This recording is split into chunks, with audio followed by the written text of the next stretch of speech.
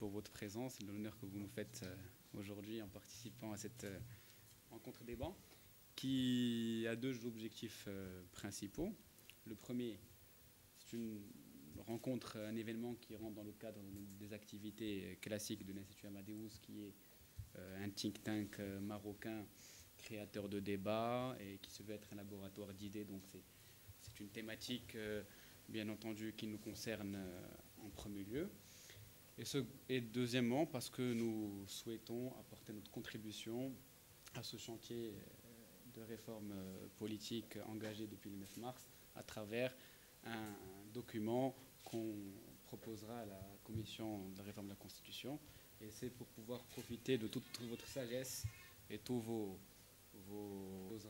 Donc vous avez dans un premier temps le remodelage de la scène politique marocaine suite au discours de Sa Majesté le roi du 9 mars, et donc cette nouvelle articulation monarchie, gouvernement, parlement.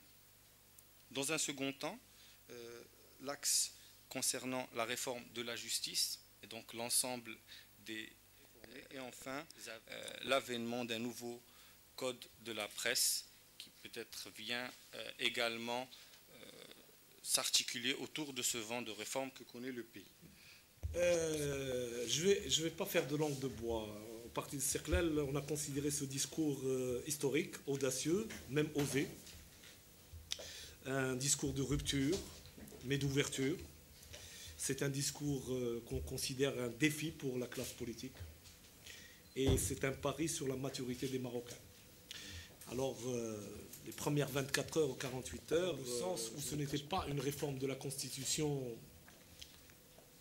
à laquelle on s'attendait, les seuils étaient surprenants, mais ce que les gens n'ont pas retenu, c'est qu'on nous proposait deux choses. On nous proposait de changer la règle du jeu entre les acteurs politiques, et on nous proposait en parallèle de faire une restructuration de l'État marocain. Régionalisation avancée, on change l'État marocain. Donc on agit sur deux piliers, mais nous sommes aussi un parti de gouvernement qui a une expérience. Expérience de 10 ans, 11 ans de gouvernement, 3 ans et demi de prémature. On sait ce qui marche et on sait ce qui ne marche pas. Ce qui a changé, pas de Sa Majesté, c'est que tous les partis, au lieu d'envoyer discrètement un mémorandum à Sa Majesté sans être comptable devant les électeurs de ce que j'ai demandé, ce que je n'ai pas demandé, aujourd'hui, j'ai un discours qui a mis les 7 barres, 6 barres, et tous les partis ont été obligés d'écrire noir sur blanc un document qui permet à tout le monde, à l'associatif, à la presse, de dire, cette fois-ci, c'est écrit, ça m'engage, ce n'est pas discret. C'est comme ça que ça a été formulé. La presse et les intellectuels, les politologues peuvent dire où se trouve le Cerclel, quelle est sa position par rapport à Emarat Moumeni, par rapport au référentiel islamique, quelle est la différence entre moi et l'USFP sur le référentiel islamique. Tout est devenu sur la table. Quelle est la référence par an? D'accord. Alors, dernière petite question. Voilà, lisez. Voilà, vous tombez dans la guerre des mots. Est-ce que c'est monarchie parlementaire, monarchie constitutionnelle, tout ça, ça ne nous regarde pas. Nous, on s'est focalisé sur le discours, rien que le discours. Quel est le capital humain de l'élite politique? On ne part pas de rien. On peut espérer, qu'est-ce qu'on peut aller en étant plus large. Et puis comment être réaliste mais opérationnel, l'accélération et le sens des garde-fous. On libère, on fait bouger les... On a imaginé la Constitution comme une matrice à 9 dimensions. On a essayé de faire bouger les curseurs. On reviendra sur les curseurs si vous voulez tout à l'heure. Les faire bouger, mais pas en optimisant une dimension au détriment d'une autre dimension. Chaque fois qu'on ajoutait des pouvoirs à un pouvoir, on rajoutait des contre-pouvoirs à un pouvoir pour que les équilibres continuent dans le cadre d'une monarchie constitutionnelle que nous avons toujours défendue et que nous défendrons toujours. Maintenant, il faut s'expliquer. Il y a vraiment un débat très très Donc on a essayé, nous, de regrouper toutes ces idées-là, parce que c'est une petite plateforme de la jeunesse marocaine, et de la proposer, de dire, voilà une certaine jeunesse, voilà ce qu'elle pense de cette constitution, voilà ses idées. Et surtout, on ne s'est vraiment pas donné un plafond, contrairement peut-être aux partis qui ont d'autres prérogatives et d'autres obligations.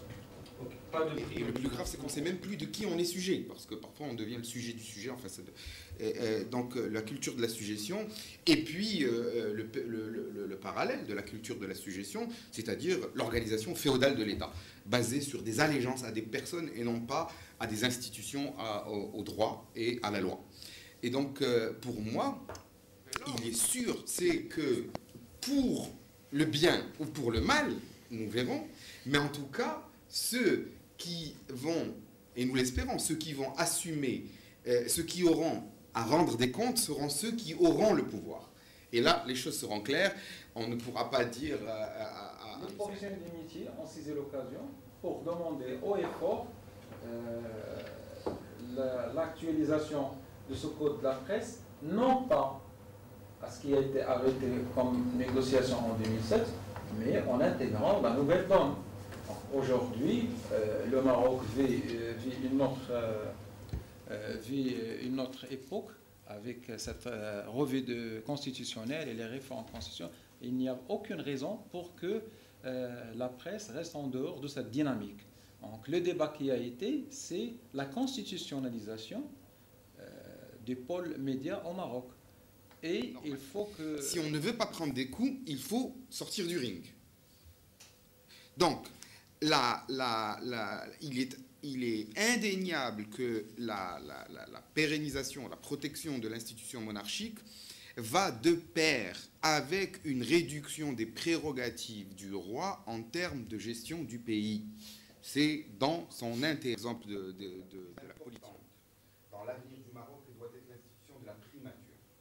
Je l'ai dit et répété à de très nombreuses reprises, c'est le Premier ministre qui doit devenir l'homme clé de la gestion du pays à l'avenir. Donc je crois que je ne peux pas être plus clair que ça. Je vous réponds déjà d'avance à certaines de vos questions. Moi je veux plus d'ailleurs. Le pouvoir doit être entre les mains du Premier ministre. C'est à lui d'allouer les ressources et d'arbitrer les éternels conflits qu'il y a entre les départements ministériels. Et c'est à lui de prendre ses responsabilités devant l'opinion publique. Insister, ses prérogatives Institutionnellement. C'est-à-dire que le roi peut émettre des tahirs dans des domaines vraiment très réservés. Exemple. Limité, hein, limité. Ce qui est relatif à l'armée, ce qui est relatif aux religieux, et pratiquement tout, c'est tout. Le reste, s'il y a un dahir, doit être contreseint par le Premier ministre. Pourquoi la contre-signature du Premier ministre? Parce qu'en cas de poursuite, ce n'est pas le roi qui va être poursuivi et interpellé, c'est le Premier ministre qui va être poursuivi et interpellé. Et à ce moment-là, moi je suis Premier ministre, le roi me demande de mettre la contre-signature. Nous avons pensé à un domaine réservé pour le chef de l'État, un petit peu comme Chirac et Jospin pendant la cohabitation, où il y avait un chef de l'État quand même, parce qu'on parle de chef de l'État, mais on ne parle pas de domaine réservé ici. Nous considérons que les affaires étrangères et la défense nationale, bien évidemment, font partie du domaine réservé au chef de l'État. À titre près que pour nous, un ministre, bien évidemment, il est politisé, mais qui suit la politique du chef de l'État, avec des ambassadeurs. Comment vous percevez le rôle que devrait avoir, la mue qui devrait se mettre en place au sein des partis politiques? Que pensez-vous de l'institution parlementaire? Est-ce que vous pouvez parler un peu de tout ce qui est aujourd'hui transhumance parlementaire, rôle des députés, rôle des partis politiques? Bon, c'est sûr que moi je suis donc un défenseur du concept de la monarchie parlementaire, donc je pense que le rôle des partis politiques sera absolument crucial au Maroc, et ce que j'attends des partis politiques, c'est qu'ils guérissent la vie politique marocaine et l'institution parlementaire marocaine du cancer absolu qui est le sien, qui est le phénomène des notables. Croire que le changement, parce que ce que les Marocains veulent, c'est le changement, ils ne veulent pas une nouvelle constitution, ils veulent du changement, ils veulent que ça change. Il n'est pas possible de croire que le changement peut se passer au Maroc sans que les partis politiques n'aident à ce changement en faisant le ménage en leur sein. Il est important qu'aux prochaines élections législatives... L'ensemble des propos de Karim sur ce sujet, c'est qu'à mon avis, on doit arriver à une profonde réforme du code électoral pour lutter contre ce phénomène de notables, et pour aussi lutter contre la transhumance. Ce code électoral qui a été mis en place dans un premier souci d'éviter qu'une majorité claire soit dégagée, ou pour, autrement dit, éviter au PJD le raz-de-marée de 2002 ou de 2007, ce code électoral est aujourd'hui obsolète. Et ce code électoral ne peut pas s'inscrire dans cette vague réformatrice. Donc, il faut penser à un nouveau code électoral. À l'électeur de choisir la couleur du parti en étant horizontal et de choisir, pas forcément la tête de liste. Ou les problèmes لا لا لا لا لا لا لا لا لا لا اللي تجي تقول لي لا كارت ناسيونال اوبليغاتوار ودازت. Ça c'est le, je pense que ça c'est l'objection la plus dangereuse et la plus antidémocratique qui soit, qui est de sortir chaque fois le truc de l'alphabétisation et de l'illettrisme pour refuser la démocratie. Ça c'est le comble du danger, c'est celui-là. Peut-être pas pour refuser, mais c'est une réalité. Il n'y a qu'à redictatoriser l'Inde et puis on en parle. Mais c'est une réalité comme ça. S'il vous plaît, donner un peu plus de pouvoir. Ça reste. Voilà, oui, bien évidemment. Mais ça reste vraiment, c'est du symbolique pour moi. Ça reste du symbolique. Pour moi, le problème de la justice, c'est un problème profond. C'est un problème de corruption. Il faut régler le problème de la corruption. Oui, l'intégrité à la corruption, pour moi, là, il faut à chaque fois qu'on fait quelque chose dans ce pays, mettre une commission qui surveille la personne qui fait ça, et une autre commission qui surveille la commission. C'est elle qui va résoudre beaucoup de problèmes au niveau de la corruption, le climat des affaires, la concurrence, l'égalité devant la loi, etc. etc. Alors, tout va tourner autour finalement s'il y a un désaccord entre moi et toi, quelqu'un va trancher qui s'appelle la justice. L'idée est, il faut la prendre sur plusieurs dimensions, c'est que le ministre de la Justice n'a plus à être le Conseil suprême de la et Sa Majesté restera président. Et avant de partir, c'est que c'est vrai. Mon dernier mot, c'est le point de vue, c'est que nous espérons que d'abord le mouvement de mobilisation, la frénésie et l'espoir porté par les jeunes ne s'émousse pas facilement, qu'il va continuer après l'adoption de la Constitution. Parce que le grand défi, c'est les élections. Parce que si on n'arrive pas de déontologie, de telle sorte parce que pour se faire respecter, il faut respecter les autres. Tout ce qui est actuellement, il y a des dérapages de part et d'autre. La presse a les attaques personnelles, le fait de laver des gens, la vie privée des gens. Nous réformons un nouveau code de presse sans peine privative de liberté, pour quelles que soient les raisons. Il n'y a aucune peine privative. Ça, c'est un préalable pour toute la presse. Tous les professionnels aujourd'hui sont unanimes sur ça, et ça a été rapporté à la commission des réformes C'est l'indépendance de la justice, on en a parlé, et la presse paye cash aujourd'hui l'absence d'une indépendance de la justice. Vous n'êtes pas sans le savoir qu'aujourd'hui, une fois devant un magistrat, le journaliste, il subit de plein fouet la corruption du système et les instructions, etc. Donc on n'est pas à l'abri de procès d'intention.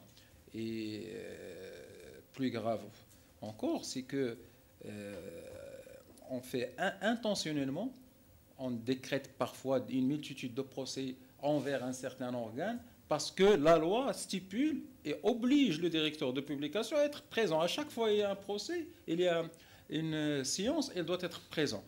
Et la loi donne aussi la possibilité à chaque plaignant de déposer plainte à Goulmim, à Agadir, à Oujdan, Nador. Donc, au lieu de faire son boulot dans son bureau, le directeur de publication fait le tour des tribunaux.